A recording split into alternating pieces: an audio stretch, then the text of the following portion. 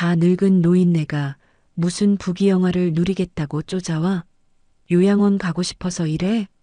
울며불며 같이 살자고 매달리던 아들 내외는 아파트를 증여해주자마자 어머니를 외면했습니다.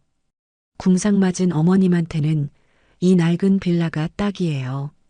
새 아파트는 저희끼리 잘 살게요. 그날 밤 혼자 남은 어머니는 어둠 속에서 휴대폰을 들었습니다. 김비서, 계획이 바뀌었어. 당장 진행해. 오늘의 사연 시작합니다. 화창한 봄 햇살이 쏟아지는 낡은 빌라 앞은 이삿짐 트럭의 굉음과 인부들의 고함으로 시장통처럼 시끌벅적했습니다.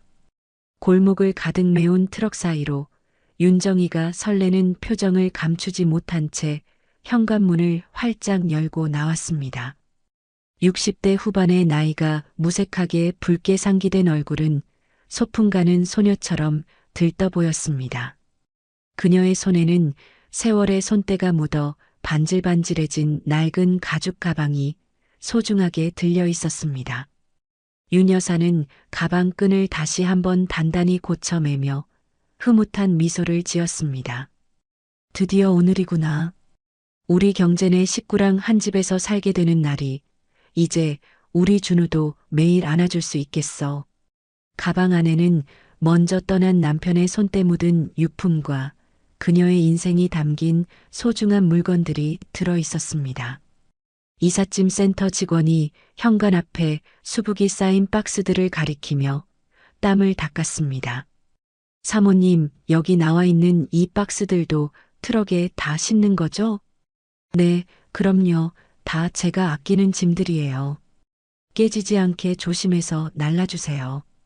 윤 여사가 신신당부하며 대답하려는 찰나 며느리 지선이 어디선가 튀어나와 직원 앞을 가로막았습니다. 잠깐만요, 아저씨. 그 박스들은 싣지 마세요. 지선이 직원에게 바짝 다가가 주변 눈치를 살피며 은밀하게 속삭였습니다. 저기 할머니 짐들은 트럭에 실을 필요 없어요. 그냥 여기 빌라 현관에 두고 가시면 돼요. 직원이 영문을 모르겠다는 듯 짐을 들다 말고 멈칫했습니다. 네. 하지만 방금 할머니께서 싣고 가신다고. 잔말 말고 제가 시키는 대로 하세요. 지선이 직원의 작업 조끼 주머니에 5만 원권 지폐 몇 장을 쑤셔 넣었습니다. 직원은 찜찜한 표정으로 돈을 확인하더니 어쩔 수 없다는 듯 고개를 끄덕였습니다. 이상한 낌새를 눈치챈 윤 여사가 의아한 표정으로 두 사람에게 다가갔습니다. 애야, 왜 내 짐은 안 싣고 저러고 있니? 빨리 실어야 한꺼번에 가지. 시간 지체하면 추가 요금 내야 한다는데. 아들 경제는 트럭 뒤편에서 먼 산을 보며 애써 어머니의 시선을 피하고 있었습니다. 지선이 답답하다는 듯 경제의 팔뚝을 매몰차게 꼬집으며 눈을 흘겼습니다. 당신이 말해. 어머님한테 직접 설명하라고. 아, 왜 나보고 하래. 당신이 좀 알아서 하지. 아들이 직접 말해야지. 꾸물거리지 말고 빨리 해. 등 떠밀린 경제가 마지못해 어머니 앞으로 주춤주춤 걸어 나왔습니다. 그는 죄 지은 사람처럼 손만 비비며 시선을 이리저리 돌렸습니다. 엄마, 그게 있잖아. 사실은 말이야. 도대체 뭔데? 아침부터 둘이서 왜 그렇게 쑥덕거리는 거야? 윤 여사가 불안한 눈빛으로 아들의 얼굴을 뚫어지게 살폈습니다. 새로 들어갈 아파트 리모델링하면서 구조를 좀 바꿨거든. 방이 하나 줄었어. 방이 줄었다니? 그게 무슨 뚱딴지 같은 소리야? 준우가 이제 곧 초등학교 들어가잖아. 애 공부방이 꼭 필요해서 만들다 보니 엄마 방은 따로 못 만들었어. 윤 여사의 얼굴에서 핏기가 싹 가셨습니다. 믿을 수 없다는 표정으로 아들을 멍하니 바라보다가 따지듯 며느리를 돌아봤습니다. 그럼 나는 어디서 자라는 거야? 거실 한 구석에 간이 침대라도 놓고 자라는 거니? 지선이 기가 막히다는 듯 콧방귀를 뀌며 팔짱을 꼈습니다. 아이고, 어머님, 어떻게 며느리가 시어머니를 거실에서 주무시게 해요. 어머님은 여기 빌라에 계속 사시면 돼요. 뭐라고? 나보고 여기 혼자 남으라고? 여기가 어머님한테는 훨씬 익숙하잖아요. 석 달 동안 편하게 잘 지내셨으니까 앞으로도 여기서 사시는 게 몸도 마음도 편하실 거예요. 지선이 윤 여사가 생명줄처럼 들고 있던 낡은 가방을 낚아채듯 확 빼앗았습니다. 그리고 이런 낡아빠진 가방은 새 아파트 인테리어랑 어울리지도 않아요. 지선이 가방을 빌라 현관 안쪽 시멘트 바닥으로 거칠게 내동댕이 쳤습니다. 가방이 바닥에 부딪히며 요란한 소리와 함께 지퍼가 터졌고 그 안에서 오래된 장부 하나가 툭 하고 떨어져 나왔습니다. 퀴퀴한 곰팡이 냄새가 진동을 하네. 지선이 뾰족한 구두 발끝으로 떨어진 장부를 툭툭 걷어찼습니다.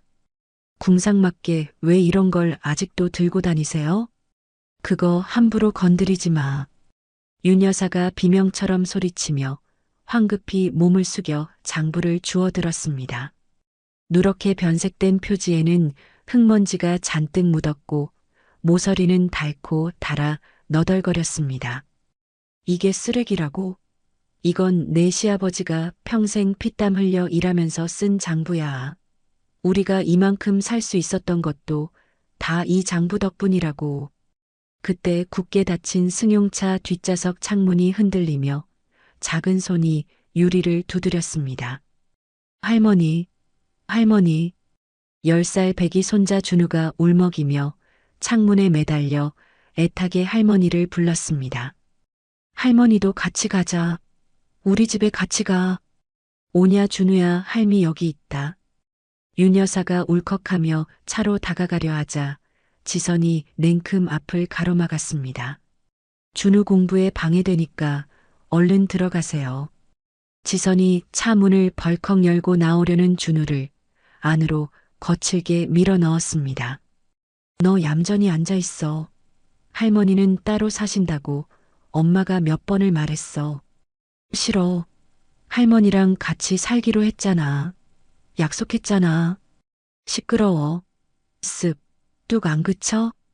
경제가 도망치듯 서둘러 운전석에 올라타며 시동을 걸었습니다. 엄마, 그럼 우린 먼저 갈게. 이삿짐 정리할게. 산더미라서. 잠깐만, 경제야. 너 진짜 이럴 거니? 윤 여사가 다급하게 차 문손잡이를 잡으려 했지만 경제는 어머니를 한 번도 쳐다보지 않고 엑셀을 밟았습니다. 할머니, 할머니. 준우의 처절한 울음소리가 엔진 소리에 묻혀 점점 멀어져 갔습니다.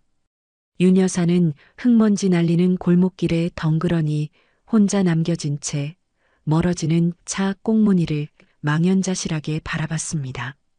봄바람이 휑하니 불어와 홀로 남은 윤 여사의 헝클어진 흰 머리카락을 쓸쓸하게 흩날렸습니다.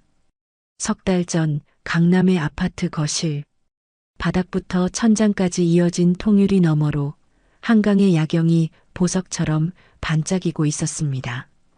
윤 여사가 오래됐지만 고풍스러운 가죽 소파에 앉아 우아하게 차를 마시고 있었습니다. 평온하던 현관문이 벌컥 열리더니 경제와 지선이 혼이 나간 사람처럼 헐레벌떡 뛰어들어왔습니다. 엄마, 우리 진짜 큰일 났어. 어떡해. 경제가 다짜고짜 어머니 앞에 털썩 무릎을 꿇으며 바닥을 쳤습니다. 아니, 갑자기 이게 무슨 짓이야? 무슨 일인데 그래? 사업이 완전히 망했어. 경제가 닭똥 같은 눈물을 뚝뚝 흘리며 가슴을 쥐어뜯었습니다. 빚쟁이들이 매일 찾아와서 죽여버린다고 협박해. 내일은 준우 학교까지 찾아간다고 하잖아. 지선도 옆에서 털썩 주저앉아 통곡을 시작했습니다. 어머님, 제발 저희 좀 살려주세요. 준우가 무서워서 학교도 못 가고 벌벌 떨고 있어요. 그래서 어쩌자는 거야? 내가 어떻게 해주면 되는데? 엄마, 우리 좀 도와줘. 당장 한 달 후면 집에서 나가야 해. 살 집이 없다고. 윤 여사가 찻잔을 내려놓으며 놀란 표정으로 아들을 바라봤습니다. 지금 이 집을 너희한테 넘기라는 거야? 엄마, 어차피 나중에 돌아가시면 다 나 물려줄 거잖아. 조금 일찍 준다고 생각하면 되잖아. 그리고 우리 다 같이 살자. 지선이 울다 말고 무릎걸음으로 다가와 시어머니의 손을 덥석 잡았습니다. 어머님, 준우가 할머니랑 같이 살고 싶다고 울었어요. 정말이야? 우리 준우가 그랬어? 네, 어머님, 어젯밤에도 할머니 꿈꿨다고 하면서 아침까지 베개가 젖도록 울었어요. 윤 여사가 흔들리는 눈동자로 거실벽에 걸린 남편의 영정 사진을 올려다봤습니다. 검은 뿔테 안경 너머로 온화하게 웃고 있는 남편이 마치 결정을 종용하는 듯 했습니다. 여보, 내가 어떻게 하면 좋을까요? 하나뿐인 아들이 저렇게 죽겠다는데. 한참을 고민하던 윤 여사가 땅이 꺼질 듯 깊은 한숨을 내쉬었습니다. 그래, 자식이 죽겠다는데 어미가 돼서 어떻게 모른 척 하겠니? 정말이야? 엄마, 진짜 해주는 거지? 안방 서랍에 인감도장 있으니까 가져와. 경제가 말이 떨어지기가 무섭게 튀어나가 서랍을 뒤져 도장을 찾아왔습니다. 지선은 기다렸다는 듯 가방에서 미리 준비해온 증여계약서를 꺼내 탁자 위에 쫙 펼쳤습니다. 어머님, 여기에만 찍으시면 돼요. 윤 여사가 도장을 들었다가 잠시 멈칫하며 아들과 며느리를 번갈아 쳐다봤습니다. 정말 우리 같이 사는 거지? 집 넘겼다고 나를 버리거나 하지 않을 거지?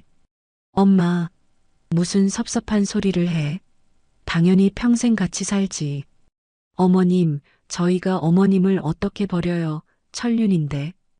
윤 여사가 떨리는 손으로 도장에 인주를 꾹 눌러 서류에 찍었습니다.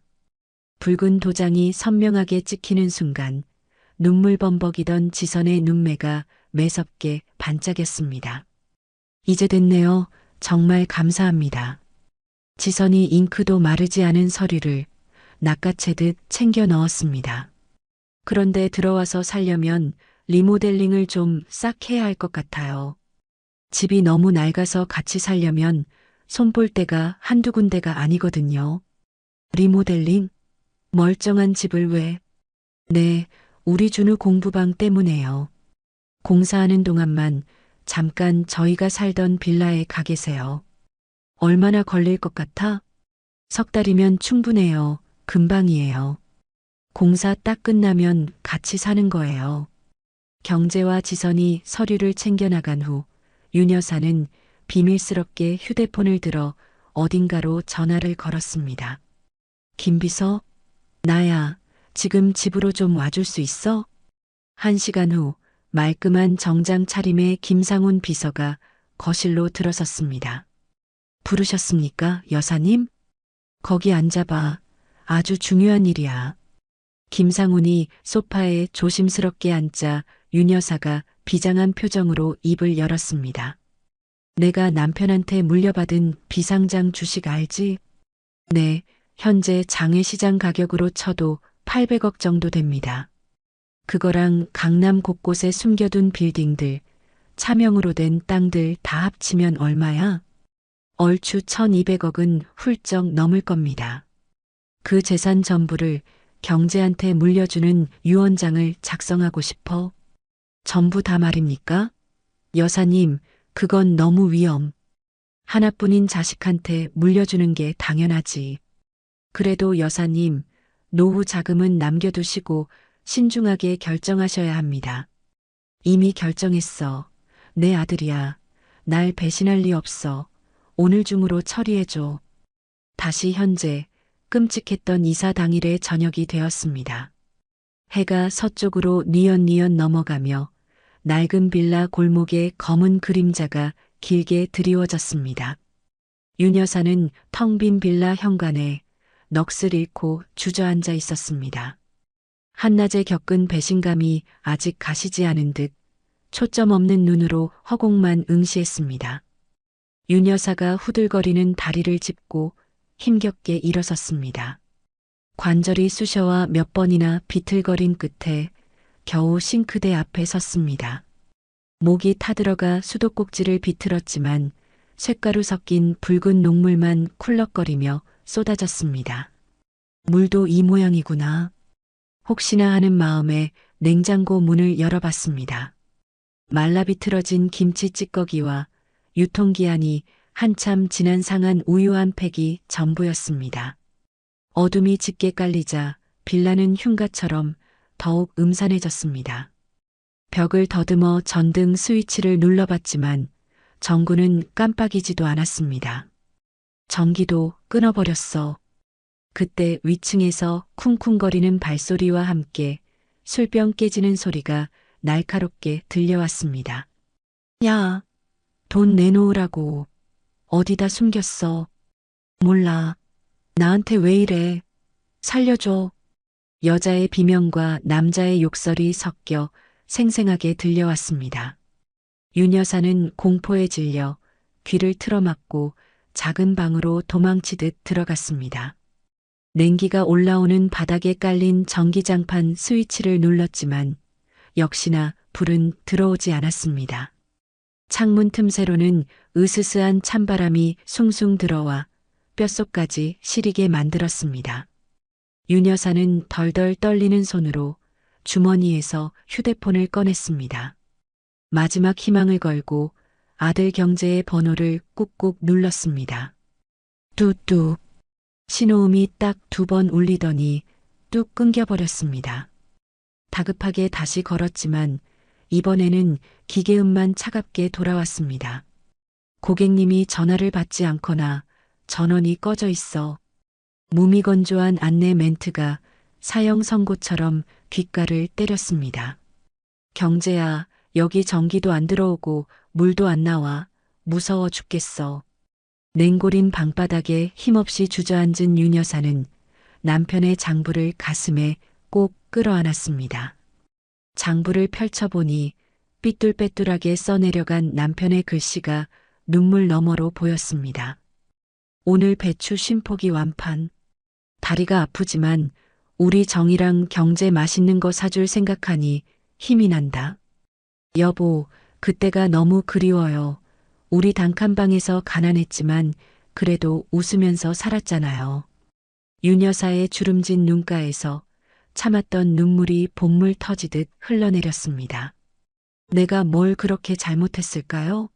먹고 싶은 거 안 먹고 입고 싶은 거 안 입어가며 평생 자식만 바라보고 살았는데.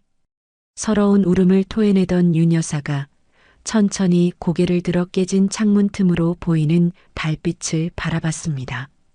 눈물로 흥건했던 그녀의 눈빛이 순식간에 서늘하게 가라앉으며 차갑게 변해갔습니다. 가슴속 깊은 곳에서 슬픔이 걷히고 그 자리에 시퍼런 분노가 독버섯처럼 피어오르고 있었습니다. 일주일이 지난 아침 윤정이는 속을 애는 듯한 쓰라린 배고픔에 억지로 눈을 떴습니다. 현기증으로 머리가 핑 돌고 몸이 천근만근 무거웠습니다. 비틀거리며 부엌으로 가서 찬장을 열었지만 풀풀 날리는 먼지만 가득할 뿐이었습니다. 구석에 처박힌 라면 봉지 몇 개가 눈에 띄어 허겁지겁 집어들었지만 유통기한을 확인하는 순간 손이 멈칫했습니다. 세상에 3달이나 지났잖아. 봉지를 쥔 손이 부들부들 떨렸습니다. 설마 지선이가 일부러 이런 것들만 남겨놓고 간 건가? 혹시나 하는 마음에 가스레인지 다이얼을 돌려봤지만 점화 스파크 소리조차 들리지 않았습니다. 전기포트 코드도 꽂아봤지만 불은 들어오지 않았습니다. 윤 여사는 덜덜 떨리는 손으로 휴대폰을 꺼내 지선에게 문자를 보냈습니다. 아가, 보일러가 고장 난 것 같다. 수리 좀 부탁하마. 잠시 후 답장이 날아왔습니다. 관리실 소관이니 그쪽에다 연락해서 알아서 하세요. 너무나 냉정한 문자에 윤 여사가 다시 답을 보냈습니다. 관리비는 너희가 내는 거 아니니? 집주인이 처리해줘야지 내가 돈이 어디 있다고 그러니? 이번에는 더 짧은 답장이 왔습니다. 저희 바빠요. 알아서 하세요. 윤 여사는 깊은 한숨을 내쉬며 낡은 외투를 힘겹게 걸쳤습니다. 지팡이의 의지에 아픈 무릎을 두드리며 천천히 계단을 내려갔습니다. 관리실 문을 두드리자 퉁명스러운 표정의 관리소장이 문을 열고 나왔습니다. 누구쇼? 아, 300이요? 무슨 일로? 보일러가 고장이 났는데 좀 고쳐주세요. 아, 그거요? 며느님한테 벌써 연락 왔던데 수리비 지급 안 한다고 못 박으시더라고. 며느리가 그럴 리가 없는데. 저도 어쩔 수 없어요. 집주인이 돈 못 준다는데 제가 제 돈으로 고쳐요? 302호는 지금 관리비도 밀려 있어요. 그럼 제가 나중에라도 수리비 꼭 낼 테니까 고쳐만 주세요. 할머니가 직접 수리 기사 부르셔야 돼요. 저는 집주인 허락 없이는 손 못 댑니다. 윤 여사는 망연자실하여 간신히 빌라로 돌아왔습니다. 극심한 허기와 절망감에 다리가 풀려 그 자리에 주저앉고 말았습니다. 천장에 핀 곰팡이 자국이 어지럽게 빙글빙글 돌며 그녀를 조롱하는 것만 같았습니다. 윤 여사는 본능적으로 몸을 일으켜 비틀거리며 밖으로 나갔습니다. 그래, 집 근처라도 가보자. 애들을 만날 수 있을지도 몰라. 강남 번화가로 가는 버스에 몸을 실었습니다. 창밖으로 스쳐 지나가는 화려한 거리의 풍경이 윤 여사의 처지와 극명하게 대비되었습니다. 아들이 사는 으리으리한 아파트 단지 근처에서 내려 편의점으로 들어갔습니다. 김밥 한 줄을 집어들고 계산대에 섰습니다. 할머니, 괜찮으세요? 안색이 너무 창백하세요. 어디 편찮으세요? 편의점 알바생이 걱정스러운 눈빛으로 물었습니다. 괜찮아요. 조금 어지러워서 그래요. 윤 여사가 편의점을 나와 근처 벤치에 힘없이 앉아 김밥 포장을 뜯고 있을 때였습니다. 저 멀리서 귀에 익은 목소리가 들려왔습니다. 준우야, 뛰지 마. 그러다 넘어져. 경제의 목소리였습니다. 소스라치게 놀라 고개를 돌려보니 고급 레스토랑 입구에서 아들 가족이 걸어 나오고 있었습니다. 경제는 번쩍이는 명품 정장을 빼입었고 지선은 딱 봐도 비싸 보이는 명품 백을 팔에 걸고 있었습니다. 준우는 양손 가득 장난감을 들고 해맑게 깔깔거리고 있었습니다. 아빠, 여기 스테이크 진짜 맛있다. 다음에 또 와요. 그럼 우리 아들이 좋다는데 매일 와야지. 여보, 발렛 맡긴 차는 언제 와? 날씨 쌀쌀한데 준우 감기 걸리겠어. 저기 오네. 윤 여사는 화들짝 놀라 황급히 가로수 뒤로 몸을 숨겼습니다. 손에 들린 김밥이 사시나무 떨듯 부들부들 떨렸습니다. 번쩍이는 검은색 벤츠가 레스토랑 앞에 부드럽게 미끄러져 들어왔습니다. 발렛 파킹 직원이 허리를 90도로 굽히며 차 키를 건넸습니다. 맛있게 드셨습니까, 사장님? 네, 잘 먹었어요. 경제가 직원에게 팁을 건네고 여유롭게 차에 올라탔습니다. 지선과 준우도 행복한 표정으로 뒤따라 탔습니다. 차가 시야에서 사라지고 나서야 윤 여사는 숨죽여 울던 나무 뒤에서 비틀거리며 나왔습니다. 김밥을 꽉 쥔 손에 얼마나 힘을 주었는지 밥알이 다 으깨져 손가락 사이로 삐져나왔습니다. 나는 내팽겨쳐두고 저것들은 저렇게 호의호식하며 윤 여사는 터져나오는 울분을 참지 못하고 가슴을 주먹으로 내리쳤습니다. 다음 날 오후 윤 여사는 끓여 먹을 라면이라도 한 봉지 사려고 동네 슈퍼에 들렀습니다. 어머, 저기 302호 할머니 아니야? 슈퍼 주인 여자가 혀를 쯧쯧하며 다가왔습니다. 아이고 할머니, 며느리 시집살이 좀 작작시키세요. 젊은 사람이 오죽 힘들면 동네 사람들 붙잡고 하소연을 다 하겠어요. 뭐라고요? 그게 무슨 소리예요? 내가 시집살이를 시켰다니요? 모르시는 척하지 마세요.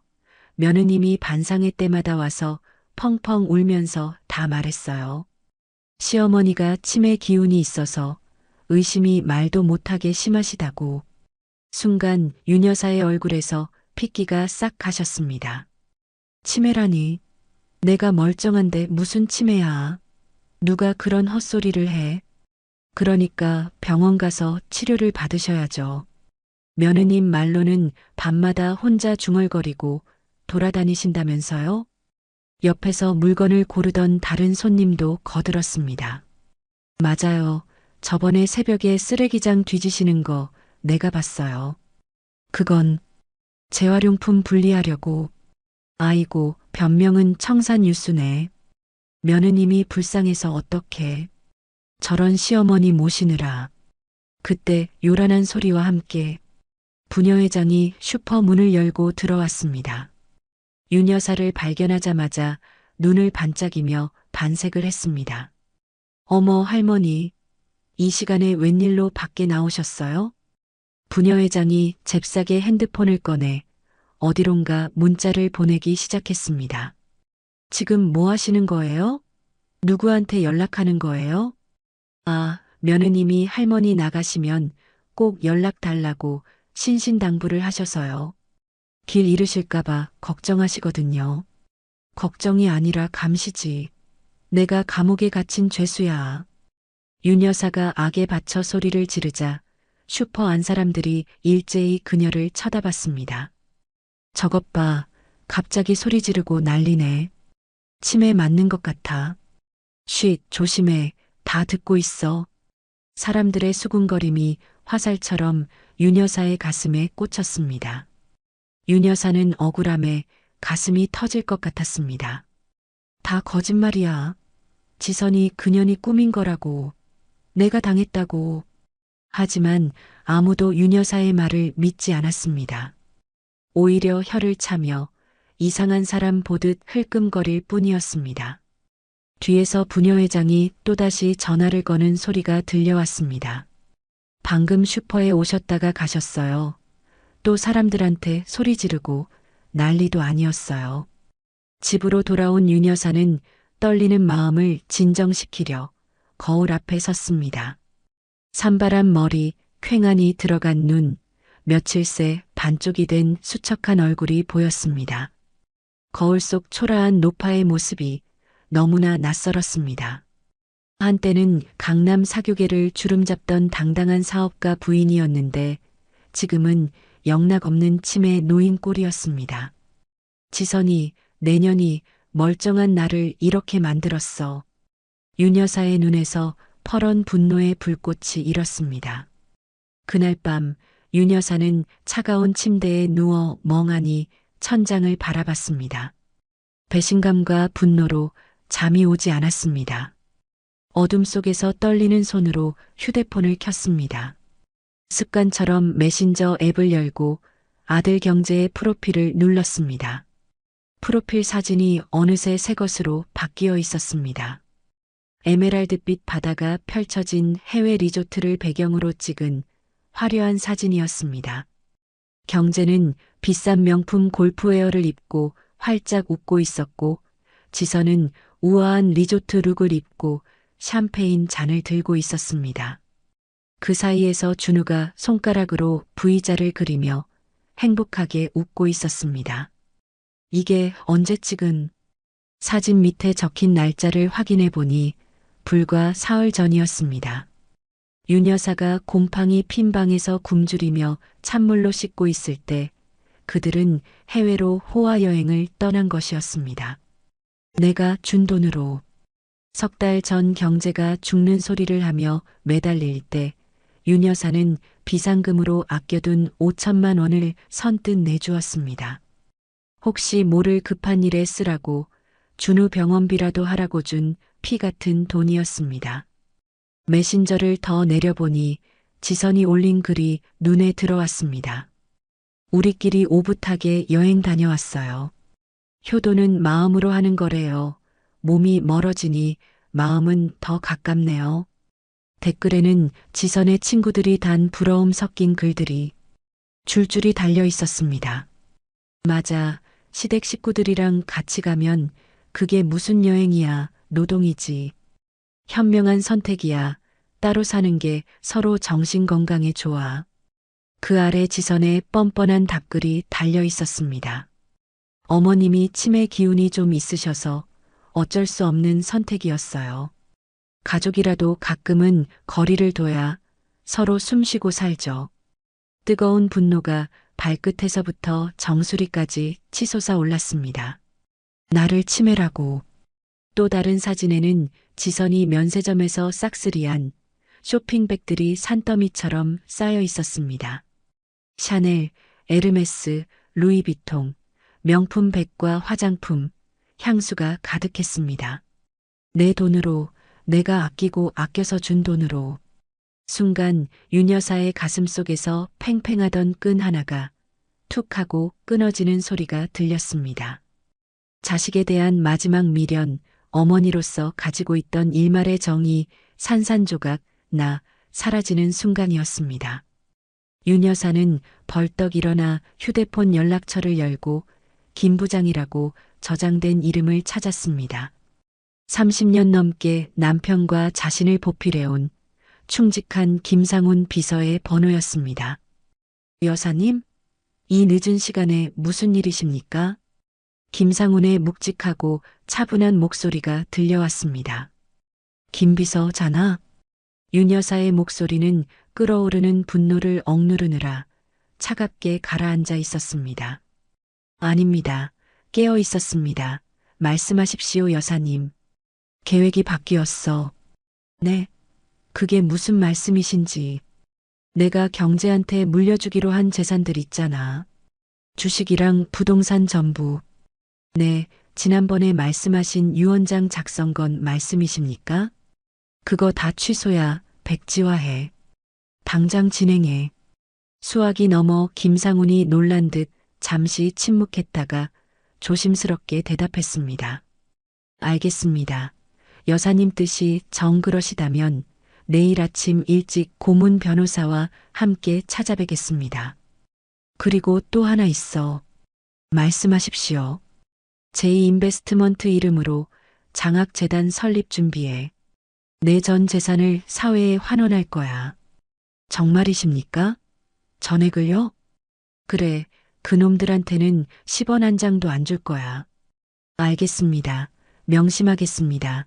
그런데 여사님, 지금 어디 계십니까? 목소리가 너무 안 좋으신데. 걱정 마, 난 괜찮아. 내일 봐. 창밖으로 강남의 화려한 야경이 눈 시리게 들어왔습니다. 저 불빛 어딘가에서 웃고 떠들고 있을 아들 부부를 생각하자 입술이 깨물어졌습니다. 어둠 속에서 윤 여사의 입가에 서늘하고 섬뜩한 미소가 천천히 번졌습니다. 다음 날 새벽 5시 빌라 골목은 아직 어둠에 깊이 잠겨 있었습니다.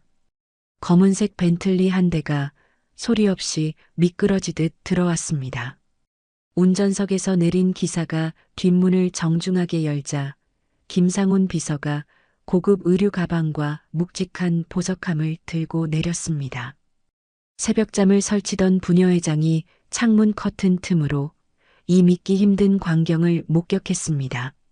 잠이 확 달아나 떨리는 손으로 휴대폰을 꺼내 연신 사진을 찍어댔습니다. 여사님, 김 비서입니다. 준비 다 되셨습니까? 잠시 후 문이 열리고 윤정이가 모습을 드러냈습니다. 며칠 사이 수척해진 모습이었지만 눈빛만은 형형한 빛을 잃지 않았습니다. 부탁하신 물건들 챙겨왔습니다. 김상훈이 거실 한가운데 의류 가방을 펼쳤고 칠흑같이 검은 샤넬 정장과 진주 목걸이가 우아한 자태를 드러냈습니다. 윤정이가 옷감의 결을 쓸어보며 감회에 젖은 듯 정장을 들어 올렸습니다. 자네는 참 꼼꼼해. 이걸 아직도 보관하고 있었어? 여사님의 모든 물건은 제가 직접 관리하고 있으니까요. 윤정이가 낡은 몸빼 바지를 미련 없이 벗어 던지고 고급 정장으로 갈아입었습니다. 초라했던 빌라 노인은 온데간데 없이 기품 넘치는 귀부인이 그 자리에 서 있었습니다. 역시 옷이 날개네요. 예전 모습 그대로십니다, 여사님. 김상훈이 보석함을 열어 물방울 다이아몬드 귀걸이를 공손히 건넸습니다. 이것도 하시죠. 완벽한 모습입니다. 빌라의 눅눅하고 곰팡내 나는 공기가 더 이상 그녀를 붙잡아 둘 수 없을 것처럼 느껴졌습니다. 가자. 이제 때가 됐어. 두 사람이 빌라 현관을 나서자 부녀회장이 황급히 계단을 뛰어내려왔습니다. 어머 할머니, 이 차는 도대체. 윤정이가 선글라스를 고쳤으며 부녀회장을 서늘하게 쳐다봤습니다. 아침부터 남의 집 앞에서 무슨 볼일이 있는 건가요? 부녀회장은 기에 눌려 말을 더듬으며 뒷걸음질 쳤습니다. 아니요. 그냥 차가 너무 좋아 보여서. 김상훈이 차 문을 열어주자 윤정이가 우아하게 뒷좌석에 올라탔습니다. 차가 부드럽게 출발해 골목을 빠져나가자마자 부녀회장은 기다렸다는 듯 지선에게 전화를 걸었습니다. 며느님, 큰일 났어요. 시어머님이 방금 기사 딸린 외제차 타고 어디론가 가셨어요. 달리는 차 안 김상훈이 태블릿 PC를 윤정희에게 건넸습니다. 아드님 사업 현황 보고서입니다. 화면에는 경제가 작성한 강남 프리미엄 프랜차이즈 카페 사업 계획서가 떠 있었습니다. 증여받은 아파트를 담보로 제2금융권에서 10억 대출을 신청하려고 합니다. 10억? 그 큰 돈으로 뭘 하려는 거지? 카페 5개를 동시에 오픈할 계획인 것 같습니다. 윤정이가 미간을 찌푸리며 서류를 꼼꼼히 살폈습니다. 수익 예측은 터무니없이 부풀려져 있었고 리스크 관리 계획은 완전히 전무했습니다. 이건 완전히 도박이야. 불나방처럼 뛰어드는 꼴이군. 더 큰 문제는 이미 사채업자한테도 손을 벌렸다는 겁니다. 뭐라고? 사채까지? 지선 씨가 사채업자한테 3억을 빌렸습니다. 월 이자만 3천만 원이 넘습니다. 윤정희의 얼굴이 돌처럼 굳어졌습니다. 남편이 평생 피땀 흘려 마련한 집을 저런 식으로 공중에 날려먹으려고 작정을 했구나. 윤정희가 태블릿을 덮으며 깊은 한숨을 내쉬었습니다. 오늘 투자 설명회 준비는 차질 없겠지? 네, 오후 2시에 호텔에서 있습니다. 경재 씨는 제2인베스트먼트 대표가 여사님이라는 것을 전혀 모릅니다. 차가 여의도 공원 앞을 지나가고 있을 때 윤정희가 창밖을 보다가 김상훈에게 말했습니다. 김 비서, 잠깐 차 좀 세워줘. 여기서요? 무슨 일이십니까? 저기 벤치에 젊은 처자가 울고 있는 것 같아. 그냥 지나치기가 좀 마음에 걸려. 차가 멈추고 윤정희가 내렸습니다.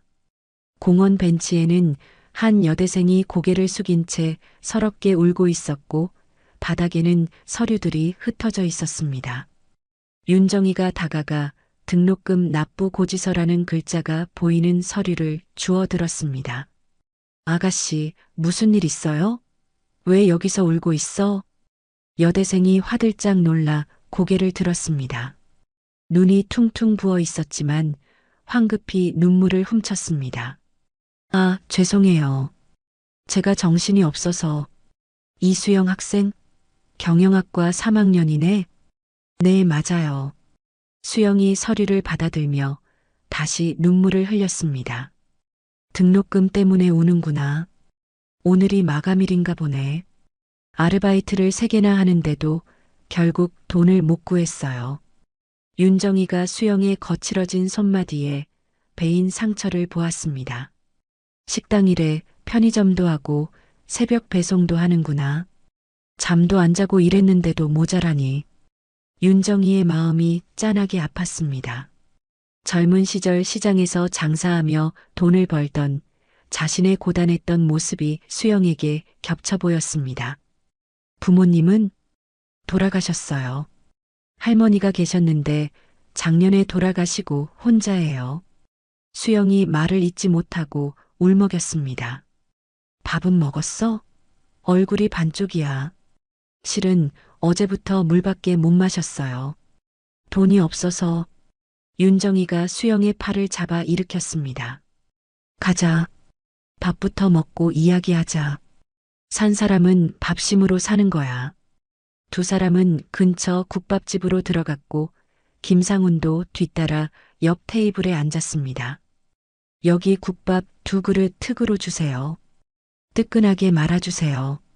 김이 모락모락 나는 국밥이 나오자 수영은 감격에 겨워 허겁지겁 먹기 시작했습니다. 천천히 먹어. 채알라. 정말 감사해요. 어떻게 갚아야 할지 모르겠어요. 수영이 윤정이의 손을 꼭 잡았습니다. 친할머니가 살아계셨다면 이렇게 따뜻했을 것 같아요. 윤정이의 눈가가 촉촉하게 젖었습니다. 아들에게서는 평생 들어보지 못한 따뜻한 말이었습니다. 나도 너처럼 예쁜 손녀가 있었으면 참 좋았을 텐데. 저라도 할머니라고 불러도 될까요? 윤정이가 빙그레 웃으며 수영의 머리를 쓰다듬었습니다. 그래, 그러렴. 마음 가는 대로 부르거라. 윤정이가 김상훈에게 눈짓을 보냈고 김상훈은 고개를 끄덕이며 메모를 했습니다. 수영아, 학교 그만두지 마. 등록금 걱정은 하지 마. 할머니가 도와줄게. 정말요? 하지만 저는 갚을 방법이 없는데. 나중에 네가 훌륭하게 성공해서 너처럼 어려운 학생들 도와주면 돼. 그게 할머니한테 갚는 거야. 수영이 감격하여 윤정이를 꽉 끌어안았습니다. 할머니, 정말 고마워요. 정말 열심히 살게요. 식사를 마치고 나오는데 수영이 눈물을 글썽이며 말했습니다. 할머니는 정말 하늘에서 내려온 천사 같아요. 천사는 무슨, 그냥 지나가는 오지 넓은 할머니야. 수영이 학교로 돌아가자 윤정이는 다시 차에 올라탔습니다. 김비서, 저 학생 신원조회에서 우리 재단 첫 번째 장학생으로 선발해. 알겠습니다. 등록금 전액을 지원하도록 조치하겠습니다. 생활비도 넉넉히 줘. 아르바이트 하느라 공부 못하는 일 없게 해. 오후 2시 강남의 한 특급 호텔 비즈니스 센터 회의실은 숨막히는 긴장감으로 가득했습니다. 경제와 지선이 초조한 기색을 감추지 못하고 회의실 문만 바라보고 있었습니다. 경제는 손목시계를 계속 확인하며 입이 바싹바싹 말랐습니다. 여보, 제이인베스트먼트가 정말 온대? 혹시 바람 맞히는 거 아니야? 당연히 오지. 우리 사업 계획이 완벽하잖아. 이만한 투자처가 어딨다고. 지선이 경제의 귀에 대고 속삭였습니다. 이번 투자만 성사되면 시어머니 문제도 깔끔하게 해결돼. 무슨 소리야? 해결이라니? 지방에 시설 좋은 요양원 알아봤어. 한 달에 500만 원이면 편하게 모실 수 있대. 엄마를 요양원에 보내자고. 전문 시설에서 케어받는 게 서로를 위해서도 좋은 거야. 당신 엄마 때문에 우리 인생 망칠 거야? 준우 미래도 생각해야지.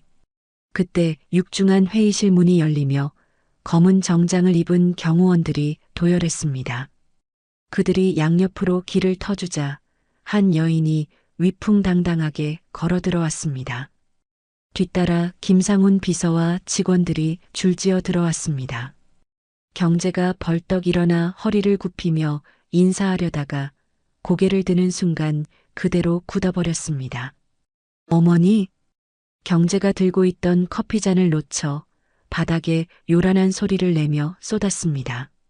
뜨거운 커피가 발에 튀었지만 경제는 그 자리에 못 박힌 듯 서 있었습니다.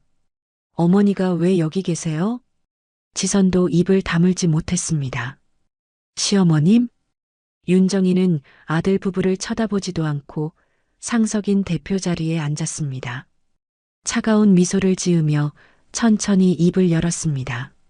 반갑습니다. 제이인베스트먼트 대표 제이입니다. 회의실에 있던 다른 투자자들이 웅성거렸습니다. 제이 대표가 여자였어? 그것도 이렇게 나이 든 분이. 조용히 해. 저분이 그 전설적인 투자자야. 경제가 사시나무 떨듯 떨며 말을 더듬었습니다. 엄마. 아니 어머니. 이게 무슨 장난이세요? 어머니라고 부르지 마세요. 여기는 비즈니스 자리입니다. 윤정이가 비서가 건넨 서류를 탁자 위에 펼쳤습니다. 그럼 프레젠테이션 시작하시죠. 시간 낭비는 질색입니다. 경제가 떨리는 손으로 노트북을 열었지만 잦은 실수로 화면이 제대로 뜨지 않았습니다. 왜 이래? 아까는 분명 됐는데. 침착하세요. 기다려드릴 시간 많습니다. 윤정이의 얼음장 같은 목소리에 경제는 더욱 당황했습니다. 겨우 프레젠테이션을 시작했지만 말이 꼬이고 목소리가 떨렸습니다. 저희 회사가 준비한 카페 사업은 수익률이 무려 30%라고요? 윤정이가 사업 계획서를 들어보였습니다. 카페 사업 평균 수익률이 5%도 안 되는데 무슨 근거로 30%가 나온다는 겁니까? 그게 저희만의 특별한 전략이 있어서. 그 전략이라는 게 구체적으로 뭡니까? 설명해 보세요. 경제가 지선의 눈치를 보며 말을 더듬었습니다. 최고급 원두를 쓰고 디저트도 호텔급으로 만들고. 그게 특별한 전략입니까? 대한민국 모든 카페 사장들이 다 아는 기본 중에 기본 아닙니까? 윤정희의 날카로운 지적에 다른 투자자들도 고개를 저었습니다. 이건 뭐 투자할 가치도 없네. 시간 낭비했어. 완전 초짜 아마추어네. 윤정희가 자리에서 벌떡 일어났습니다. 투자 불가입니다. 기본도 안 된 사업 계획에 내 돈을 쓸 순 없죠. 어머니, 제발요. 한 번만 봐주세요. 경제가 다급하게 달려와 윤정희의 팔을 잡으려 했지만 김상훈이 잽싸게 막아섰습니다. 물러서십시오. 대표님 몸에 손대지 마십시오. 지선이 뒤늦게 사태를 파악하고 바닥에 주저앉아 애원했습니다. 어머니, 저희가 잘못했어요. 한 번만 기회를 주세요. 이제 와서 어머니입니까? 아까는 요양원에 보내버리자면서요. 윤정이가 더 볼 것도 없다는 듯 차갑게 등을 돌렸습니다. 나는 기본도 안 된 사기꾼들과는 거래하지 않습니다. 윤정이가 경호원들의 호의를 받으며 회의실을 빠져나가자 다른 투자자들도 한마디씩 하며 자리를 떴습니다. 정막이 흐르는 텅 빈 회의실, 깨진 커피잔 조각들 사이에 경제와 지선만이 넋이 나간 채 덩그러니 서 있었습니다.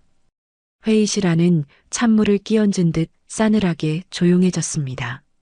경제는 식은땀만 흘릴 뿐 입을 열지 못했고 지선은 바닥에 쏟아진 커피만 멍하니 바라보고 있었습니다. 윤정이가 사업 계획서에 서류를 한 장씩 넘기며 차분한 목소리로 말했습니다. 시장 분석부터 다시 보죠. 강남 지역 카페 포화도가 80%에 육박하는데 신규 진입이 충분히 가능하다고 판단한 구체적인 근거가 뭡니까? 그게 저희는 차별화된. 차별화요? 귀사 사업 계획에 어디가 기존 시장과 차별화됐는지 지금 설명해 보세요. 경제가 노트북 화면을 가리키며 더듬거렸습니다. 최고급 프리미엄 원두를 사용하고. 프리미엄 원두는 이미 강남 지역 모든 카페가 사용하고 있습니다. 그게 차별화라고 말할 수 있습니까? 다른 투자자가 고개를 저으며 싸늘하게 거들었습니다. 이 정도 수준의 계획서로 투자를 받으려고 했다니 정말 어이가 없네요. 완전히 시간 낭비였어. 일어나시죠. 경제가 윤정이를 향해 몸을 숙이며 애원했습니다. 어머니, 제발 저희에게 한 번만 기회를. 어머니라고 부르지 말라고 분명히 말했을 텐데요. 윤정이의 싸늘하고 단호한 목소리가 회의실에 울려 퍼지며 경제의 말을 끊었습니다. 여기는 공적인 비즈니스 자리입니다.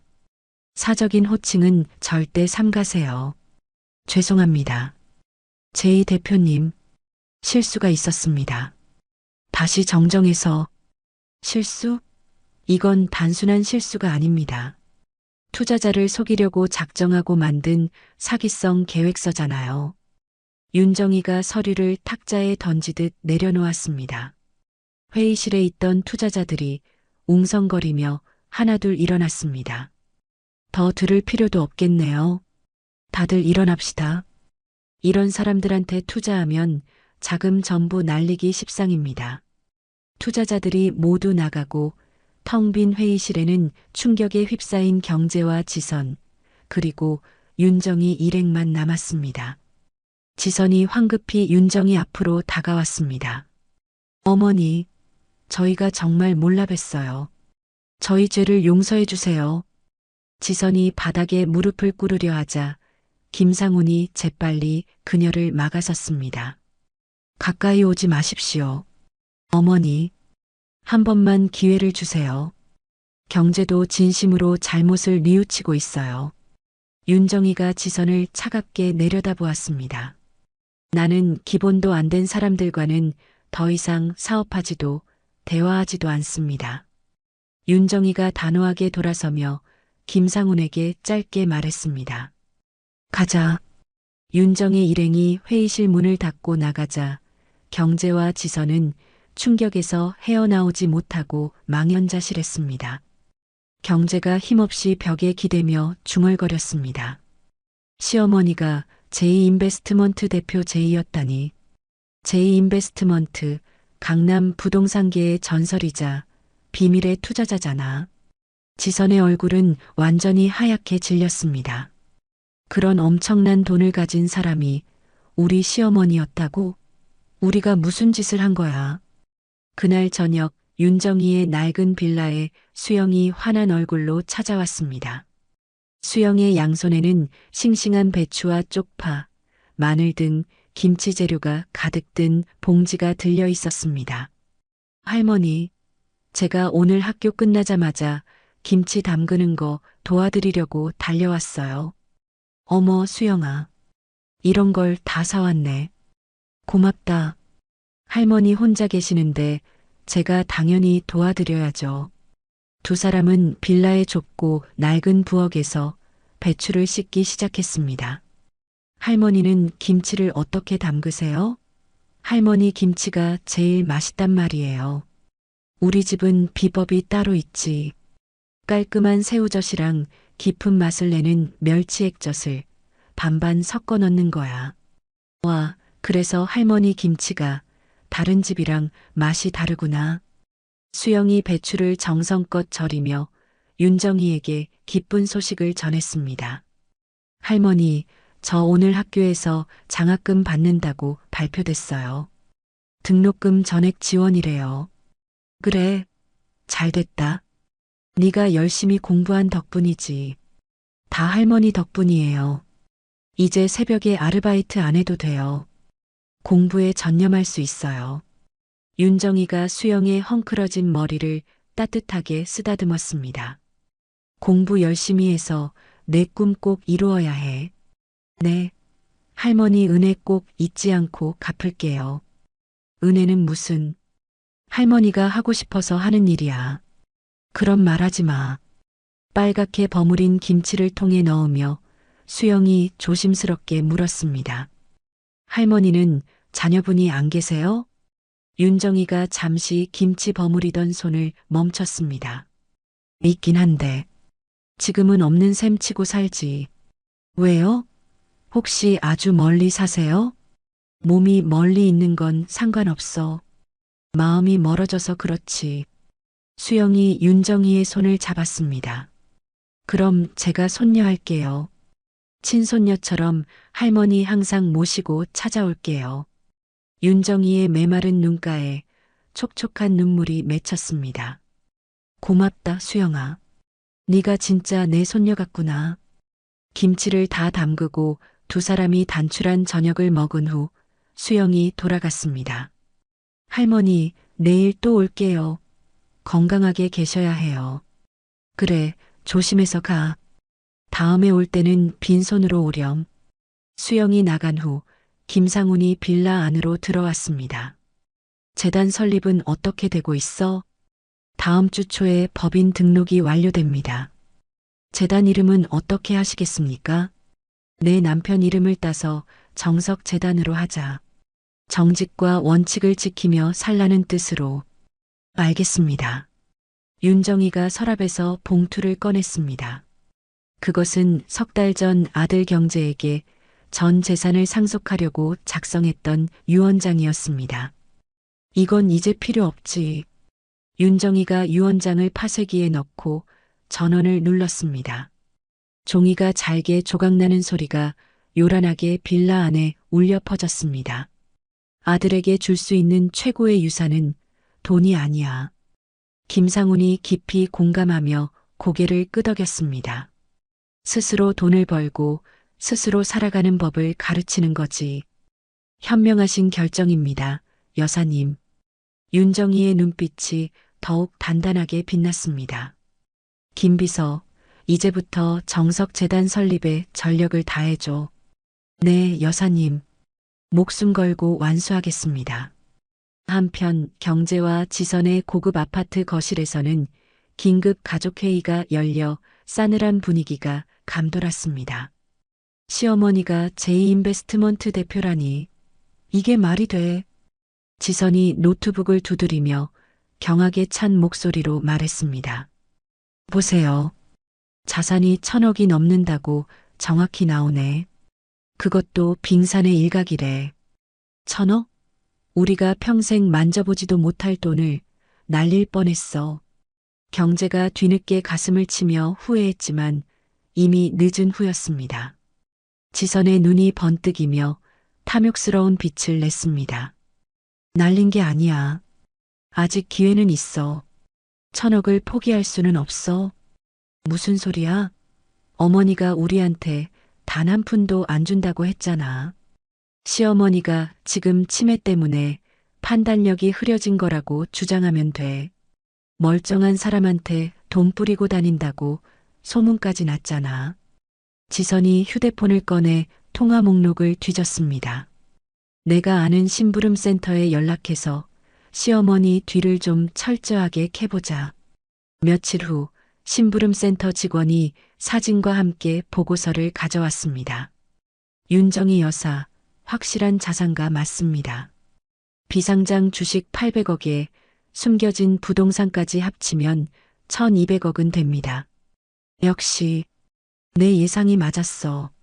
지선이 씩 웃었습니다. 그리고 요즘 이상한 여대생이랑 자주 만나고 다니던데요. 그 학생한테 등록금이랑 생활비를 통 크게 주고 있답니다. 맞지? 낯선 대학생한테 돈을 뿌리고 다니잖아. 판단력이 흐려진 거야. 지선이 경제를 쳐다보았습니다. 우리가 시어머니의 성년후견인 제도를 신청해야 해. 재산을 관리할 수 없도록 묶는 거야. 그게 그렇게 간단해? 치매 진단서만 있으면 돼. 아니, 위조된 진단서라도 만들면 돼. 지선이 바로 전화를 걸었습니다. 여보세요? 박 원장님? 저 최지선입니다. 오랜만에 전화드려 죄송한데 부탁드릴 일이 있어요. 통화를 마친 지선이 경제에게 승리의 미소를 지었습니다. 내일 진단서 받을 수 있대. 돈만 주면 문제 없대. 그래도 이건 좀 너무한 거 아니야? 어머니한테 사기친 것도 모자라서. 당신 지금 정신 차려. 우리가 빚더미에 앉았는데 양심이 우리 밥 먹여줄 것 같아? 1,000억이 눈앞에 있는데. 다음 날 지선은 병원에서 위조된 치매 진단서를 받았습니다. 이제 법원에 제출할 탄원서만 쓰면 돼. 지선이 컴퓨터 앞에 앉아 빠르게 타이핑을 시작했습니다. 시어머니 윤정이가 최근 심각하게 판단력이 흐려져 정체불명의 사람들에게 거액의 재산을 탕진하고 있습니다. 며칠 후 밤 지선의 사주를 받은 정체불명의 남자가 윤정이의 빌라 주변을 어슬렁거렸습니다. 남자는 가스배관을 확인하더니 주머니에서 렌치를 꺼내는 수상한 행동을 했습니다. 그 순간 빌라 외벽에 김상훈이 미리 설치해둔 감시 카메라에 남자의 모든 행동이 녹화되고 있었습니다. 며칠 후 강남의 한 특급 호텔 대연회장은 최고급 생화 장식으로 눈부시게 화려하게 꾸며져 있었습니다. 정면에는 윤정이 여사 칠순 잔치라는 현수막이 크게 걸려 있었고 하객들이 속속 도착하며 연회장은 활기를 띠기 시작했습니다. 경제가 입구에서 명품 수트를 빼입고 하객들에게 연신 허리를 굽혀 인사했습니다. 귀한 걸음해 주셔서 정말 감사합니다. 경재 씨, 어머니 칠순이셨구나. 정말 축하해요. 네, 감사합니다. 오늘 즐거운 시간 보내고 가십시오. 지선은 연회장 한쪽에서 직원들을 재촉하며 무언가를 최종 점검하고 있었습니다. 그녀의 손에는 위조된 서류 뭉치가 단단히 들려 있었습니다. 프로젝터 준비는 완벽하게 됐어요? 제가 원하는 영상으로 틀 수 있죠? 네, 사모님. 언제든지 신호만 주시면 바로 재생할 수 있습니다. 좋아요. 오늘이 승부야. 실수하면 안 돼. 지선이 들고 있던 서류를 마지막으로 확인했습니다. 치매 초기 진단서라는 제목이 검은 글씨로 선명하게 박혀 있었습니다. 오늘 모든 하객들 앞에서 시어머니가 치매라는 것을 공식적으로 공개하고 곧 요양원으로 모시겠다는 것을 발표할 거야. 옆에 있던 지선의 친정어머니가 걱정스러운 눈빛으로 딸을 바라봤습니다. 그래도 되겠니, 지선아? 사람들이 혹시라도 이상하게 생각하지 않을까 걱정된다. 엄마, 걱정 마. 내가 다 완벽하게 준비했어. 박 원장에게 받은 진단서도 있고 동네 사람들을 증인으로 세워놨어. 누구도 의심하지 못할 거야. 연회장이 하객들로 빈틈없이 가득 찼습니다. 경제가 잔뜩 고조된 분위기 속에서 단상 위로 올라가 마이크를 잡았습니다. 오늘 저희 어머니 윤정희 여사님의 칠순 잔치에 바쁘신 와중에도 와주셔서 정말 감사합니다. 우레와 같은 박수 소리가 연회장에 울려 퍼졌습니다. 어머니는 저희에게 하늘 같은 존재이십니다. 평생 저희 아들과 며느리를 위해 희생하시고 헌신하셨습니다. 경제가 억지로 눈물을 글썽이며 말을 이었습니다. 이제는 저희가 어머니께 그 은혜를 갚을 차례입니다. 저희가 앞으로 지극정성으로 어머니를 모시겠습니다. 하객들이 크게 감동한 듯 다시 한번 박수를 쳤습니다. 정말 보기 드문 효자네. 저런 아들을 뒀으니 얼마나 좋으실까. 요즘 보기 드문 자식이야. 연회장의 감동적인 분위기가 무르익자 지선이 슬픈 가면을 쓴 채 단상 위로 우아하게 올라섰습니다.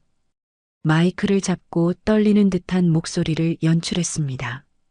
여러분, 사실 저희가 오늘 이 자리를 마련한 가슴 아픈 이유가 있습니다. 하객들이 숨을 죽인 채 조용해졌습니다. 어머니께서 최근 저희를 알아보지 못할 정도로 기억을 잃으셔서 지선이 미리 준비한 대본대로 눈물을 떨어뜨리며 말을 꺼내려는 순간이었습니다. 쾅! 연회장 정면의 대형 스크린이 갑자기 굉음과 함께 환하게 켜졌습니다. 화면에는 이삿짐 트럭 앞에 덩그러니 서 있는 윤정희의 쓸쓸한 모습이 나타났습니다. 바로 경제내 차 블랙박스 영상이었습니다. 왜 내 짐은 안 싣니? 억울함이 담긴 윤정희의 목소리가 연회장 전체에 울려 퍼졌습니다. 이어서 경제의 비열한 모습이 화면에 나타났습니다. 엄마 방은 따로 없어. 준우 공부방 만들었어. 하객들이 술렁거리기 시작했습니다. 화면이 바뀌며 지선의 얼굴이 클로즈업 됐습니다. 어머님은 여기 낡은 빌라에 계속 사시는 게 편하실 거예요. 지선이 윤정희가 들고 있던 낡은 가방을 낚아채 현관 안으로 거칠게 밀어넣는 장면이 이어졌습니다. 아이고, 이런 더러운 것까지 들고 다니시네. 냄새나니까 짐 빨리 치워버려. 지선이 윤정의 남편의 장부를 구두발로 툭 차며 쓰레기 취급하는 모습이 대형 스크린에 선명하게 재생됐습니다. 연 회장이 충격에 휩싸여 경악으로 가득 찼습니다. 아들이 어머니를 버리고 쫓아냈다고? 지선이 사색이 되어 황급히 소리쳤습니다. 꺼요. 당장 저걸 끄라고. 직원들이 프로젝터 전원을 끄려 했지만 영상은 멈추지 않고 계속 재생됐습니다. 어린 준우가 차 창문에 매달려 눈물 흘리며 외치는 모습이 나왔습니다. 할머니, 할머니도 같이 가자. 경제가 어머니를 외면한 채 서둘러 운전석에 올라타는 장면이 이어졌습니다. 그럼 저희 먼저 가볼게요. 차가 떠나고 홀로 남겨진 윤정이의 굽은 뒷모습이 화면을 가득 채우며 하객들의 심금을 울렸습니다. 이게 도대체 무슨 일이야? 칠순 잔치가 아니라 페륜아들의 사기극이었잖아. 지선이 스크린 앞으로 달려가 영상을 가리려고 허둥댔습니다. 여러분, 이건 조작된 영상이에요. 악의적으로 편집된 거라고요. 그때 연 회장 뒷문이 열리며 모든 소란이 멈췄습니다. 검은색 샤넬 정장을 입은 윤정이가 김상훈의 호의를 받으며 당당하게 걸어 들어왔습니다. 뒤에는 고문 변호사와 수영이 침착한 표정으로 뒤따랐습니다. 윤정이가 혼란스러운 경제와 지선을 외면한 채 곧장 단상으로 올라갔습니다. 마이크를 잡고 연 회장에 모인 하객들을 힘있는 눈빛으로 둘러봤습니다. 여러분, 제가 바로 이 잔치의 주인공인 윤정이입니다. 연 회장이 쥐 죽은 듯 조용해졌습니다. 오늘 이 자리에서 제가 분명히 말씀드릴 것이 있습니다. 윤정이가 김상훈에게 받은 서류를 높이 들어 보였습니다. 이것은 서울대병원에서 어제 발급받은 정신감정 소견서입니다. 저는 완벽하게 정상입니다. 그 누구보다 맑은 정신을 가지고 있습니다. 고문 변호사가 앞으로 나와 서류를 다시 한번 확인시켰습니다. 맞습니다.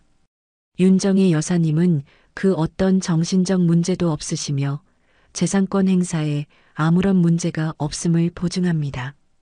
윤정희가 다시 마이크를 잡았습니다. 저는 오늘 이 자리에서 공식적으로 선언합니다. 저는 아들 장경재, 며느리 최지선과 영원히 완전히 절연합니다. 경재가 단상 아래서 넋이 나간 채 소리쳤습니다. 엄마, 잘못했어. 저희가 정말 죽을 죄를 지었어요. 경재가 단상으로 기어 올라와 윤정희의 바짓가랑이를 붙잡았습니다. 한 번만 용서해줘요. 윤정희가 차갑게 아들의 손을 뿌리쳤습니다. 늦었어. 너희와의 인연은 이미 끝났어. 지선도 경재 옆에 무릎을 꿇고 애원했습니다. 제가 죽을 죄를 졌습니다. 저희가 어머님을 모실게요. 한 번만. 입 다물어. 더는 너희 목소리를 듣기도 싫어. 윤정희가 고개를 돌려 하객들을 향해 말했습니다. 그리고 한 가지 더, 이 자리에서 반드시 발표할 것이 있습니다. 김상훈이 재단 설립 서류를 윤정희에게 건넸습니다. 저는 제가 가진 모든 재산을 사회에 환원합니다. 남편의 이름을 딴 정석 재단을 설립하여 어려운 이웃들을 돕겠습니다.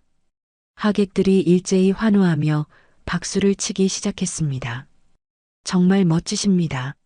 이 시대의 노블레스 오블리주네요. 1200억 전액을 기부합니다. 아들 부부에게는 단 한 푼도 남기지 않을 것입니다.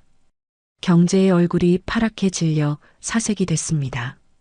엄마, 그럼 우리는 어떻게 해? 너희는 스스로 돈을 벌고 스스로 살아가는 법을 배워야지. 내가 너희에게 줄 수 있는 유산은 여기까지다. 윤정희가 수영을 바라보며 온화한 미소를 지었습니다. 이수영 학생이 우리 재단의 첫 장학생입니다. 피는 안 섞였지만 진정한 가족이 뭔지 나에게 가르쳐준 내 손녀 같은 아이예요.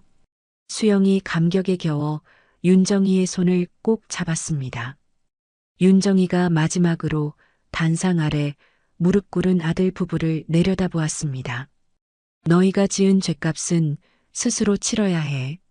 너희가 밤에 가스배관을 건드리려 했던 것까지 CCTV에 다 증거가 있어. 경제와 지선은 더 큰 충격에 입을 다물지 못했습니다. 그리고 위조 진단서를 만든 의사도 이미 경찰에 사문서 위조 혐의로 신고했어. 하객들의 비난이 경제와 지선을 향해 쏟아졌습니다. 윤정이가 당당한 발걸음으로 단상을 내려와 연회장을 나섰습니다. 김상훈이 문을 열고 기다리던 차로 윤정이를 안내했습니다. 차에 올라탄 윤정이는 창밖을 바라보며 생애 가장 평온하고 홀가분한 미소를 지었습니다. 칠순 잔치 파문 이후 일주일이 흘렀지만 경제와 지선의 아파트 거실은 빛 독촉 전화벨 소리로 지옥처럼 시끄러웠습니다. 전화벨이 쉴 새 없이 울리자 경제가 신경질적으로 전화를 받아 귀에 댔습니다.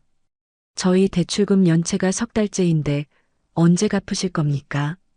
경제는 욕설과 함께 전화를 끊어버렸지만 끊기가 무섭게 곧바로 다른 번호로 전화가 울려댔습니다. 아, 제발 좀. 나한테 왜 이래? 지선이 소파에 앉아 얼굴을 두 손으로 감싸주며 절망적인 한숨을 내쉬었습니다. 이제 어떻게 해? 모든 거래처에서 계약 해지 통보 왔어. 그 영상이 인터넷에 퍼져서 우리 완전히 사회적으로 매장당했어. 그때 지선의 휴대폰이 다시 울렸고 친정 오빠의 이름이 떴습니다. 여보세요? 오빠? 지선아, 내가 아는 정보가 있는데 부동산 투자로 한 달에 50%나 수익 낸대. 소문이 파다해. 정말 50%나? 어제도 누가 10억 투자해서 한 달 만에 15억 받아갔대. 너희도 지금이라도 늦지 않았어. 경제가 눈을 번뜩이며 지선의 휴대폰을 낚아채듯 빼앗아 들었습니다. 그게 정말 확실해? 믿을 수 있는 정보야? 그럼요. 제 친구가 직접 투자해서 돈 벌었어요. 강남 재개발 정보를 미리 아는 사람이래요. 경제와 지선이 간절한 눈빛으로 서로를 마주봤습니다. 우리한테 남은 건 지금 이 집 하나밖에 없는데 집 담보로 최대한 대출 받으면 12억은 나올 거야. 이번이 마지막 기회야. 다음 날 경제는 지푸라기라도 잡는 심정으로 은행에 달려가 아파트 담보대출을 신청했습니다. 한도 최대로 해주세요. 이 집이 담보입니다. 12억까지 가능합니다만 이자가 굉장히 높습니다. 괜찮습니다. 상관없어요. 빨리 처리만 해주세요. 대출금을 받자마자 경제는 소개받은 투자회사가 있다는 허름한 사무실로 달려갔습니다. 사무실 안에는 직원 2명만 한가롭게 앉아 있었습니다. 제가 12억 투자하겠습니다. 바로 계약 진행해 주세요. 아, 고객님. 정말 현명한 선택이십니다. 한 달 후면 18억이 되어 있을 겁니다. 수익 보장 계약서에 경제가 도장을 찍는 손이 떨렸습니다. 벼랑 끝에 선 절박함이었습니다. 사흘 후 초조함을 견디지 못한 경제가 투자회사에 전화를 걸었습니다. 현재 고객이 전화를 받을 수 없습니다. 다시 걸어주십시오. 뭐야? 왜 전화를 안 받아? 경제는 불안감에 휩싸여 직접 사무실로 찾아갔습니다. 문은 굳게 잠겨 있었고 안은 테이블 하나 없이 텅 비어 있었습니다. 완전히 사기였어. 경제가 충격에 무너져 사무실 앞에 주저앉았습니다. 빈털터리가 되어 집으로 돌아온 경제는 지선에게 모든 사실을 털어놨습니다. 뭐라고? 집 담보로 받은 12억을 다 날렸다고? 지선은 경악하며 몸을 떨었습니다. 미안해. 내가 너무 욕심을 부렸어. 미안하면 뭐해? 이제 집마저 날아가게 생겼는데. 며칠 후 은행에서 담보물건 경매 개시 결정이라는 붉은색 통지서가 날아왔습니다. 이제 정말 끝이야. 우리는 이제 어디로 가? 절망에 빠진 경제는 마지막으로 사채를 쓰기로 했습니다. 여보세요? 지금 당장 돈 좀 빌릴 수 있을까요? 얼마나 필요하신데요? 5억이요. 급하게 필요합니다. 담보는 지금 가진 게 있습니까? 이 집이, 아니, 곧 경매 들어갈 겁니다. 그럼 월 이자 5천만 원입니다. 가능하시면 오늘 바로 입금해 드릴게요. 경제가 눈앞이 캄캄한 채로 사채 계약서에 덜덜 떨리는 손으로 도장을 찍었습니다.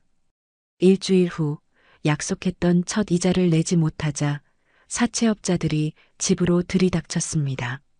돈 내놔. 이자 내라고. 쾅, 쾅. 현관문을 주먹으로 부수는 소리에 경제와 지선이 온몸을 떨었습니다. 돈이 없어요. 조금만 기다려주세요. 다음 주에는 갚을게요. 기다려. 웃기지 마. 당장 갚아. 사채업자들이 문을 부수고 집 안으로 들어와 가전제품을 들고 나갔습니다. 이거라도 가져가서 팔아야 이자라도 건지겠네. 경제가 눈물을 흘리는 동안 거실의 텔레비전, 주방의 냉장고, 세탁실의 세탁기가 모두 사라졌습니다. 이제 속이 시원해? 지선이 경제에게 울분을 토해냈습니다. 다 당신 때문이야. 당신이 그 망할 사업한다고 까불지만 않았어도 이렇게 안 됐어. 뭐, 내 탓이라고? 당신이 시어머니 치매라고 괴롭힌 것부터 이 모든 지옥이 시작된 거잖아. 그래, 나 나쁜 년이야. 그래서 뭐, 이제 와서 우리한테 무슨 소용인데.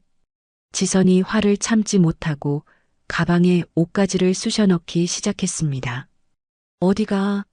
지금 어딜 가려고? 친정에 갈 거야. 당신 같은 무능한 사람이랑은 더 이상 못 살아. 지선아, 제발 가지 마. 경제의 절규에도 불구하고 지선은 가차없이 집을 나가버렸습니다. 혼자 남은 경제는 곧바로 전기마저 끊긴 암흑 속에서 쪼그리고 앉아 울었습니다. 휴대폰이 계속 울려댔지만 모두 빚쟁이들이었습니다. 장경재 씨, 돈 언제 갚을 거야? 내일까지 이자 안 갚으면 가만 안 둬. 경제는 휴대폰을 꺼버리고 아무것도 보이지 않는 어둠 속에서 죄를 뉘우치듯 흐느꼈습니다. 같은 시각 윤정이가 새로 설립한 정석재단 사무실에서 그녀는 김상훈과 서류를 검토하고 있었습니다. 김 비서, 장학생 선발 기준 다시 한번 꼼꼼하게 확인해줘. 네, 여사님. 가정 형편이 어려운 학생들을 우선순위로 두고 있습니다. 갑자기 윤정이가 가슴을 움켜쥐었습니다. 고통을 참지 못하고 미간을 찌푸렸습니다. 여사님, 괜찮으십니까? 얼굴이 왜 이러세요? 윤정이가 그대로 의자에서 미끄러지듯 바닥으로 쓰러졌습니다. 여사님, 김상훈이 급히 119에 전화했습니다. 여기 정석재단입니다. 환자가 갑자기 쓰러졌어요. 빨리 와주세요. 구급차가 도착하고 윤정이는 인근 대학병원 응급실로 실려갔습니다. 잠시 후 의사가 검사 결과를 들고 나와 김상훈을 찾았습니다. 환자분의 보호자 되십니까? 네, 저는 비서입니다. 가족은 지금 연락이 안 됩니다. 환자분이 극심한 스트레스로 인해 심장에 무리가 왔습니다. 관상동맥이 막혀서 당장 수술을 해야 합니다. 수술이요? 위험한 겁니까? 네. 하지만 법적 보호자의 동의 없이는 수술을 진행할 수 없습니다. 빨리 연락해 주세요. 김상훈이 경제에게 거듭 전화를 걸었지만 휴대폰이 꺼져 있어 연락이 닿지 않았습니다. 큰일 났습니다. 아드님이 전화를 안 받습니다. 보호자 동의 없이는 저희도 손 쓸 수가 없습니다. 시간을 지체할 수 없습니다. 김상훈이 초조함에 발을 동동 굴렀습니다. 그때 수영이 헐레벌떡 뛰어왔습니다. 눈에는 눈물이 가득했습니다. 할머니, 할머니 쓰러지셨다는 소식 듣고 바로 왔어요. 할머니 괜찮으신 거예요? 수영 씨, 오셨군요. 수영은 중환자실 유리창 너머로 산소호흡기를 낀 채 작게 쪼그라든 윤정이를 보고는 울음을 터뜨렸습니다. 수영이 중환자실로 들어가 윤정이의 차가운 손을 잡았습니다. 할머니, 제발 눈 좀 떠보세요. 저한테는 할머니가 진짜 가족인데 할머니 없으면 저는 어떡해요. 수영은 밤새도록 윤정이의 곁을 지켰습니다. 윤정이의 차가운 손을 쉬지 않고 어루만지며 간절히 기도했습니다. 할머니, 제발 일어나세요. 아직 저랑 같이 할 일이 많잖아요. 김상우는 수영을 바라보며 깊은 한숨을 내쉬었습니다. 피 한 방울 안 섞인 남인데 저렇게까지 정성을 다하다니. 새벽녘 윤정이가 희미하게 눈을 떴습니다. 경재야. 의식이 흐릿한 중에도 아들의 이름을 찾았습니다. 경재, 괜찮니? 밥은 먹었니? 수영은 그 모습에 울음을 참지 못하고 터뜨렸습니다. 할머니, 아드님 생각하지 마세요. 할머니가 먼저 건강하셔야죠. 윤정이는 다시 힘없이 의식을 잃었습니다. 다음 날 오후 경재는 빚쟁이들을 피해 숨어 지내다 동네 편의점에서 우연히 켜져 있는 텔레비전 뉴스를 보게 됐습니다. 정석재단 윤정이 이사장이 극심한 스트레스로 갑작스럽게 쓰러져 현재 대학병원에 입원 중인 것으로 확인됐습니다. 경재는 귀를 의심하며 텔레비전에 달려들었습니다. 엄마가 쓰러지셨다고? 경재는 빚쟁이들에게 발각될까 두려웠지만 낡은 운동화에 찢어진 점퍼 차림으로 급히 병원으로 달려갔습니다. 비상계단을 통해 중환자실 앞에 도착했습니다. 며칠 씻지 못해 푸석푸석한 얼굴, 노숙자와 같은 몰골이었습니다. 유리창 너머로 산소호흡기를 낀 어머니가 작게 쪼그라들어 누워있는 모습이 보였습니다. 엄마. 경재는 차마 어머니 곁으로 가지 못하고 바닥에 주저앉았습니다. 엄마 미안해. 죽을 죄를 지었어. 무릎을 꿇고 머리를 바닥에 박으며 오열했습니다. 내가 잘못했어. 다 내가 잘못한 거야. 그때 복도 저편에서 초라한 발소리가 들려왔습니다. 지선이었습니다. 지선 역시 초췌한 모습이었고 화장기 없는 얼굴에 눈이 퉁퉁 부어 있었습니다. 당신도 왔구나. 친정에서도 쫓겨났어. 오빠가 당장 이혼 소송하라고 난리야. 그래, 잘 됐네. 지선이 김상훈을 발견하고 달려가 무릎을 꿇었습니다. 김비서님, 제발 한 번만 용서해 주세요. 저희가 정말 잘못했어요. 일어나십시오, 사모님. 어머니 뵙게 해주세요. 마지막으로 얼굴 한 번만. 김상훈이 차갑게 선을 그었습니다. 여사님은 현재 당신들을 만나고 싶어 하지 않으십니다. 연락이 닿는 것조차 불쾌해하십니다. 그래도 마지막으로 한 번만 부탁드립니다. 안 됩니다. 여사님 곁에 얼씬도 하지 마세요. 경재가 김상훈의 발을 붙잡았습니다. 김비서님, 저라도 수술 동의서 쓸게요. 제가 아들이에요. 제발 엄마 살려주세요. 이제 와서 아들 행세입니까? 평소에는 연락도 안 받으시더니. 제발요, 엄마가 죽으면 저도 같이 죽을 거예요. 김상훈이 경재의 절박함에 서류를 내밀었습니다. 서명하세요. 하지만 면회는 허락할 수 없습니다. 경재가 떨리는 손으로 아들의 이름을 서명했습니다. 잠시 후 수술실 불이 켜지고 수술 중이라는 표시가 빨갛게 빛났습니다. 경재와 지선은 더러운 복도 구석에 쪼그리고 앉아 밤을 지새웠습니다. 우리가 도대체 뭘 한 거지? 경재가 고개를 묶고 흐느꼈습니다. 돈이 뭐라고 친엄마를 버리고. 지선도 경제 옆에서 울었습니다. 나도 엄마가 있었는데 시어머니한테 왜 그랬을까? 두 사람은 비로소 모든 것을 깨달았습니다. 세상에서 돈보다 소중한 것이 무엇인지, 가족의 진정한 의미가 무엇인지. 하지만 모든 것을 잃어버린 지금 그 깨달음은 너무나 늦었습니다. 심장 수술 후 이틀이 지나자 윤정이는 일반 병실로 옮겨졌습니다. 경제와 지선은 어머니 병실 문이 열리자마자 들어와 구석에 서서 링거를 맞고 있는 어머니를 바라보고 있었습니다. 엄마. 경제가 눈물을 머금고 조심스럽게 침대 가까이 다가갔지만 윤정이는 싸늘하게 고개를 돌려버렸습니다. 나가. 차가운 목소리에는 일말의 정조차 느껴지지 않았습니다. 엄마, 제발 저희가 잘못했어요. 한 번만. 듣기 싫어. 당장 나가라고. 김상훈이 침대 옆으로 다가와 경제를 밖으로 이끌었습니다. 여사님께서 아직 심적으로 회복 중이십니다. 당신들은 여사님을 자극하지 마세요.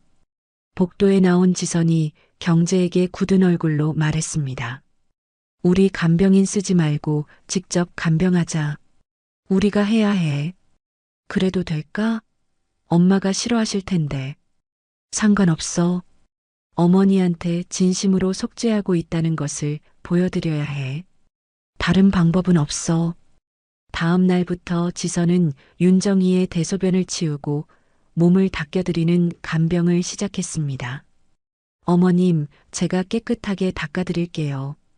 편안하게 계세요. 만지지 마. 더러우니까 물러서라고. 윤정이가 매몰차게 거부했지만 지선은 포기하지 않았습니다. 제발요, 어머님. 제가 꼭 해드려야 해요. 저희가 지은 죄를 이렇게라도 갚고 싶어요. 며칠 지나지 않아 지선의 고운 손에는 물집이 잡히고 피부가 거칠어졌습니다. 소독약 냄새와 오물 냄새에 몇 번이나 구역질이 올라왔지만 그녀는 이를 악물고 참아냈습니다. 경제도 매일 병실을 청소하고 어머니의 발을 정성껏 씻겨드렸습니다. 엄마, 제가 따뜻한 물에 발 좀 닦아드릴게요. 필요 없다고 했잖아.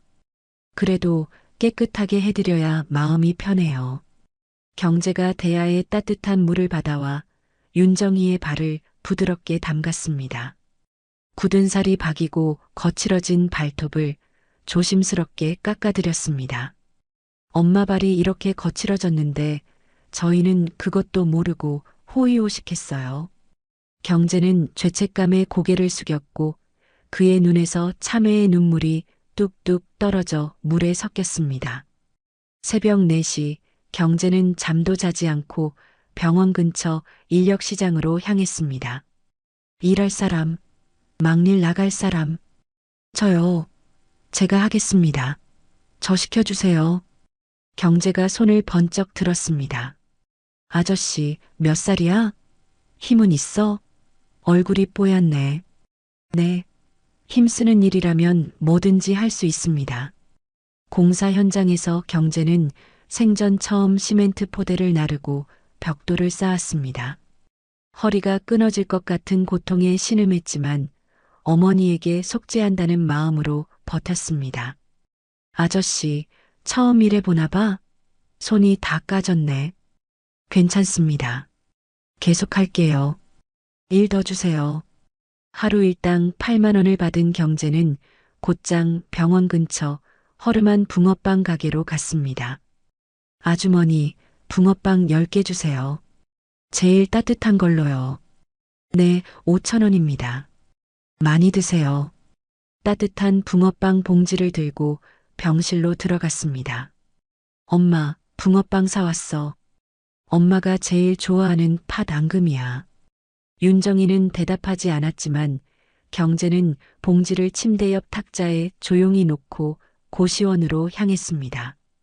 밤이 되자 윤정이가 붕어빵 봉지를 슬쩍 바라봤습니다. 아직 따뜻한 기운이 남아 있었습니다. 김상훈이 조용히 병실로 들어왔습니다. 여사님, 경재 씨가 요즘 새벽마다 인력시장 나가서 막노동한다고 합니다. 김상훈은 말을 잇지 못하고 윤정희의 눈치만 살폈습니다. 오늘 받은 일당으로 붕어빵 사서 놓고 갔다고 하네요. 윤정희가 붕어빵 하나를 집어들었습니다. 한 입 베어 물자 달콤한 팥 맛이 입안에 퍼졌습니다. 바보 같은 놈. 윤정희의 눈가가 촉촉하게 젖었습니다. 일주일이 지나자 윤정희의 태도에 미세한 변화가 생겼습니다. 지선이 약을 가져오자 군말 없이 받아먹었고 경재가 휠체어를 밀 때도 더 이상 거부하지 않았습니다. 어머님, 오늘 햇살이 참 좋아요. 답답하실 텐데 옥상 정원에 잠시 나가실까요? 지선의 조심스러운 물음에 윤정희가 작게 고개를 끄덕였습니다. 옥상 정원에서 따뜻한 햇볕을 쬐던 윤정희가 마침내 먼저 입을 열었습니다. 너희 집은 어떻게 됐니? 경매 넘어갔다더니. 경재가 고개를 숙이며 씁쓸하게 대답했습니다. 네. 경매로 넘어갔어요. 지금은 고시원 방 하나 얻어서 지내고 있어요. 빚은? 사채까지 합쳐서 아직 10억 넘게 남았어요. 아마 평생 갚아야 할 것 같습니다. 윤정희가 깊은 한숨을 쉬었습니다. 한 달 후 윤정희가 건강을 완전히 회복하고 퇴원했습니다. 그녀는 정석재단 사무실로 경재와 지선을 불렀습니다. 앉아라. 두 사람은 숨도 크게 쉬지 못하고 조심스럽게 소파에 앉았습니다. 너희가 진 빚, 내가 갚아줄 생각은 추호도 없다. 경재가 굳은 얼굴로 고개를 들었습니다. 네, 알고 있습니다. 저희가 스스로 해결해야죠. 하지만 일어설 수 있는 기회는 주겠다. 이게 마지막이다. 윤정희가 김상훈에게 받은 서류를 탁자 위에 내밀었습니다. 너희가 살던 그 강남 아파트, 내가 재단 명의로 다시 매입했다. 지선이 놀라 눈을 크게 떴습니다. 정말이세요? 이제부터 너희는 그 아파트 관리인으로 일하면서 월급 받고 살아라. 관리사무소장은 경재 너고 지선은 격리 담당이다. 지선이 감격에 겨워 숨을 들이켰습니다. 어머니, 저희를 다시. 월급은 각자 200만 원씩이다. 성실히 일하면 보너스도 주겠다. 경재가 감히 믿기지 않는다는 듯 망설였습니다. 그래도 저희가 그럴 자격이 있겠습니까? 지선이 경재의 팔을 붙잡고 벌떡 일어섰습니다. 그리고 깊이 허리를 굽혀 인사했습니다. 감사합니다, 어머니. 목숨 걸고 정말 열심히 일하겠습니다. 앉아. 아직 끝 안 났어. 윤정희가 미리 준비해둔 근로계약서를 내밀었습니다. 조건이 있다. 첫째, 매달 월급의 절반은 빚 갚는데 무조건 쓸 것. 둘째, 1년에 한 번 주민들에게 근무평가를 받을 것.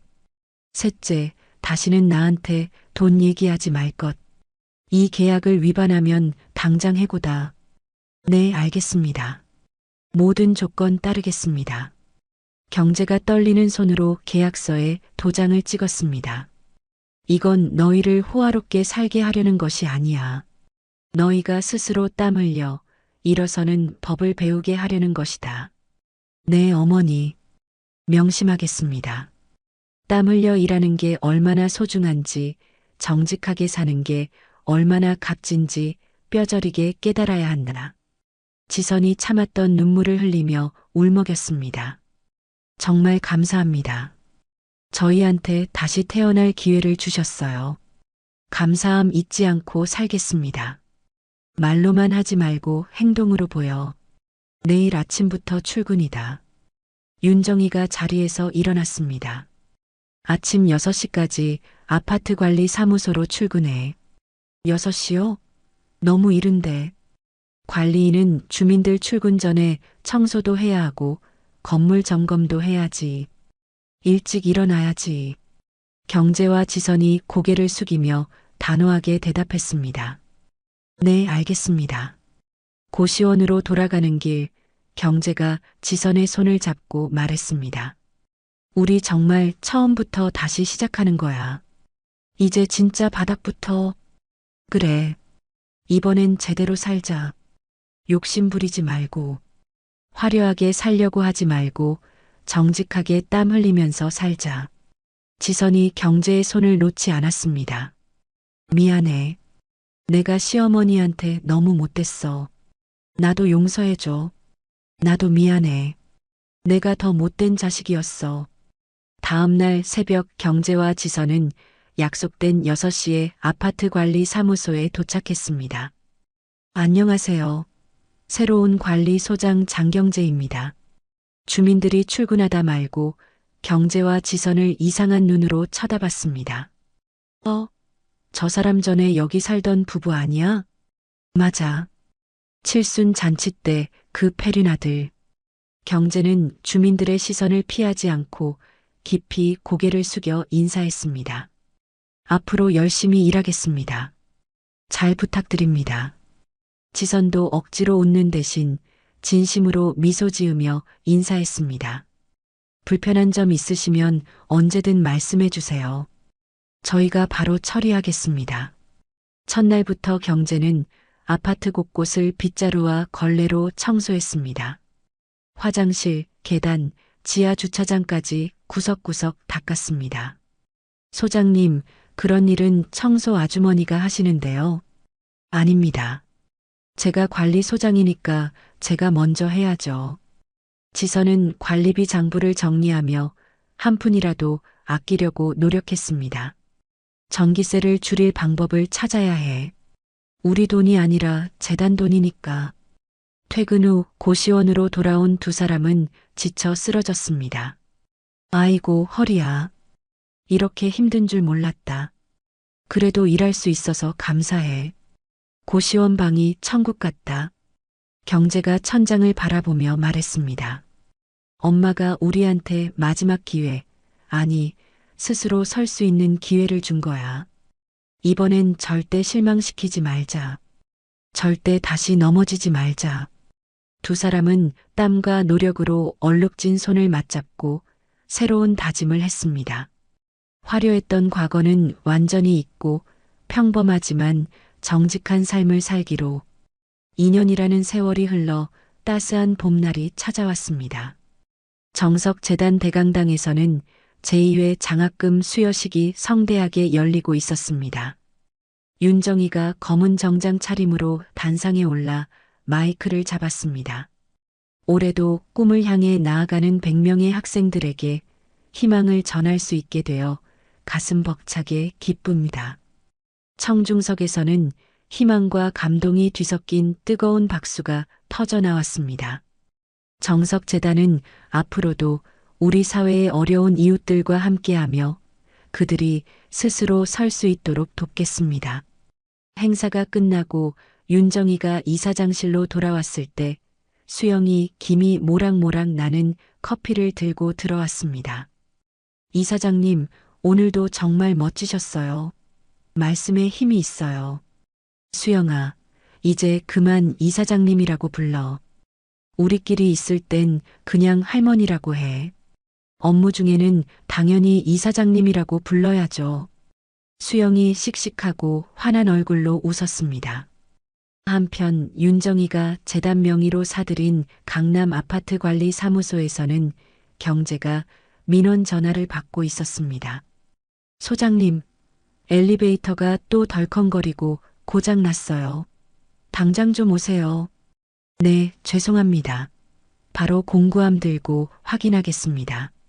경제가 공구함을 들고 낡은 엘리베이터 앞으로 뛰어갔습니다. 불편 드려 죄송합니다. 어르신, 금방 고쳐드릴게요. 주민이 짜증을 감추지 못하고 경제를 몰아세웠습니다. 맨날 고장이야. 관리를 도대체 어떻게 하는 거예요? 전에 살던 소장보다 못하네. 죄송합니다. 제가 부족했습니다. 앞으로 더 꼼꼼하게 신경 쓰겠습니다. 경제가 주민에게 깊이 고개를 숙였습니다.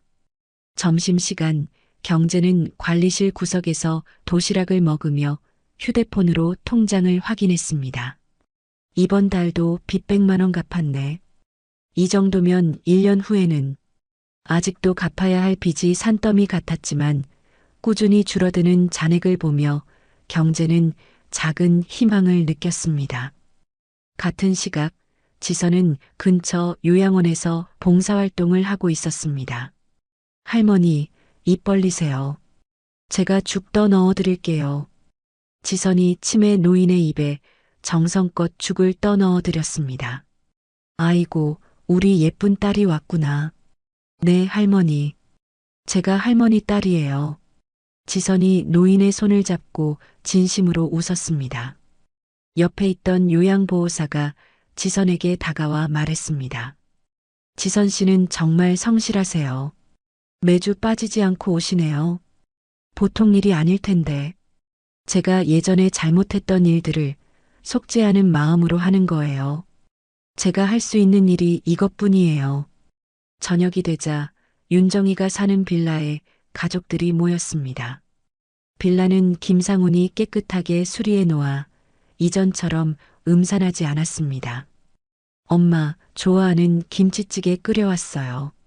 지선이 뚝배기를 식탁 위에 조심스럽게 내려놓았습니다. 냄새 좋네. 고생했다. 윤정이가 수저를 들었습니다. 할머니, 준우가 방문을 박차고 뛰어와 윤정이의 품에 와락 안겼습니다. 우리 준우, 오늘 학교는 재밌었니? 네. 오늘 시험 100점 받았어요. 경제가 아들 머리를 흐뭇하게 쓰다듬었습니다. 잘했네. 우리 아들. 계속 열심히 해야 해. 소박한 밥상이었지만 가족들의 얼굴에는 돈이나 허영이 아닌 진정한 웃음이 있었습니다.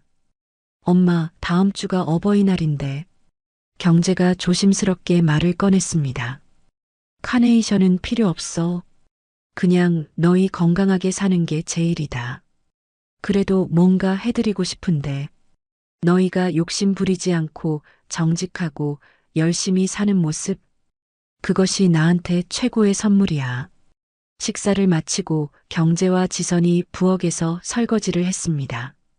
엄마, 저희 이제 가볼게요. 내일 출근해야 해서. 그래, 조심해서 가거라. 윤정이가 현관까지 나와 두 사람을 배웅했습니다. 준우야, 할머니한테 인사하고 가야지. 할머니, 안녕히 계세요. 다음에 또 올게요. 가족이 떠나고 윤정이는 거실에 앉아 따뜻한 차를 마셨습니다. 더 이상 자식에게 기대거나 집착하지 않는 독립적인 삶이 그녀에게 진정한 평온을 가져다 주었습니다. 화창한 오후 윤정이와 김상훈이 빌라 근처 공원 벤치에 앉아 햇살을 즐기고 있었습니다. 여사님, 날씨가 정말 좋습니다. 그러게. 이런 날은 무작정 여행을 떠나야 하는데. 윤정이가 가방에서 작은 수첩을 꺼냈습니다. 표지에는 나를 위해 돈 쓰기라는 제목의 버킷리스트가 적혀 있었습니다. 북유럽 크루즈, 스위스 기차 여행, 스페인 산티아고 순례길. 여사님께서 적으신 것들, 이제 하나씩 다 실행하실 건가요? 당연하지. 이제부터는 나를 위해 살 거야. 누구의 엄마도 누구의 아내도 아닌 윤정이로 살 거야. 그때 수영이 서류를 들고 두 사람에게 밝게 뛰어왔습니다. 이사장님, 이번 달 장학생 선발 명단 최종 확정입니다. 수고했어, 수영아. 수영이 벤치 옆에 앉으며 윤정이의 팔짱을 꼈습니다. 할머니, 제가 다음 달에 드디어 졸업해요. 그리고 취직도 했고요. 정말? 어디로 취직했는데? 정석재단에서 저를 정식 직원으로 채용해 주셨잖아요. 윤정이가 흐뭇하게 웃으며 수영의 머리를 쓰다듬었습니다. 우리 수영이가 이제 어엿한 사회인이구나. 자랑스럽다. 멀리서 경제와 준우가 공원 안으로 걸어 들어오는 모습이 보였습니다. 준우가 할머니를 발견하고는 해맑게 손을 흔들었습니다. 할머니, 저 왔어요. 윤정이가 손을 들어 인사했지만 벤치에서 일어나지는 않았습니다. 그저 온화한 미소를 지으며 멀리서 그들을 바라볼 뿐이었습니다. 여사님, 안 가보십니까? 손자가 기다리는데요. 아니야. 저렇게 멀리서 보는 것만으로도 충분해. 이제는 경재와 준우가 공원 구석에서 공놀이를 시작했습니다. 멀리서 보는 아들의 모습이 화려함은 없지만 땀 흘리며 건강하게 웃고 있었습니다. 윤정이가 가방을 열었습니다. 그 안에는 남편의 낡은 장부가 들어 있었습니다. 여보, 이제 이것도 내 마음속에서 정리할 때가 된 것 같아요. 장부를 가방 깊숙한 곳에 넣었습니다. 여보, 이제 나도 당신 걱정 없이 내 인생을 살게요. 김상훈이 일어나며 윤정희에게 물었습니다. 여사님, 다음 주 북유럽 크루즈 1등석으로 예약 진행할까요? 그래, 1등석으로 해. 가장 좋은 방으로. 김상훈이 수영을 바라보며 미소 지었습니다. 수영 씨도 같이 가시죠? 여사님의 가족이니까. 수영이 깜짝 놀라 눈을 동그랗게 떴습니다. 저도요? 정말요? 그럼. 우리 귀한 손녀인데. 세 사람이 나란히 벤치에서 일어나 공원 입구를 향해 걸었습니다. 따뜻한 봄 햇살이 그들 위로 눈부시게 내리쬐었습니다. 공원의 나무들이 새잎을 피우고 있었고 새들의 지저귐과 아이들의 맑은 웃음소리가 봄을 알렸습니다. 윤정이의 얼굴에 평온하고 만족스러운 미소가 번졌습니다. 아들은 이제 그녀 삶의 전부가 아닌 소중하지만 독립된 일부가 되었습니다. 자신만의 삶을 되찾은 윤정이는 비로소 진정한 자유와 행복을 얻었습니다. 햇빛 아래서 빛나는 윤정이의 은발이 아름다웠습니다. 당당하고 품위 있게 걸어가는 그녀의 뒷모습이 점점 멀어졌습니다. 욕심 없는 새로운 인생의 막이 올랐습니다. 평생을 자식만 바라보며 살아온 어머니 윤정희 여사. 그녀는 효심을 가장한 아들 부부에게 모든 것을 내어주고 곰팡이 핀 빌라에 버려졌습니다. 하지만 그 배신이 오히려 그녀를 자유롭게 만들었습니다. 돈의 노예가 되어 천륜을 저버린 아들 경재와 며느리 지선. 그들은 모든 것을 잃고 나서야 비로소 땀 흘려 일하는 것의 소중함과 가족의 진정한 의미를 깨달았습니다. 화려함 대신 정직함을 선택한 그들은 이제 평범하지만 당당한 삶을 살아갑니다. 윤정희 여사는 더 이상 자식에게 매달리지 않습니다. 피 한 방울 섞이지 않은 수영에게서 진정한 효도를 받으며 자신을 위한 버킷리스트를 실천하고 있습니다. 자식은 이제 그녀 삶의 전부가 아닌 일부가 되었고 그것이 서로에게 가장 건강한 관계임을 알게 되었습니다. 때로는 거리를 두는 것이 더 큰 사랑일 수 있습니다. 부모는 자식에게 기대지 않고 독립적으로 살아가는 모습을 보여주는 것이, 자식은 부모의 희생을 당연하게 여기지 않고 스스로 일어서는 것이 진정한 효도입니다. 이야기를 끝까지 들어주신 분이 계시다면 잘 들었다고 댓글 하나만 남겨주세요. 감사합니다.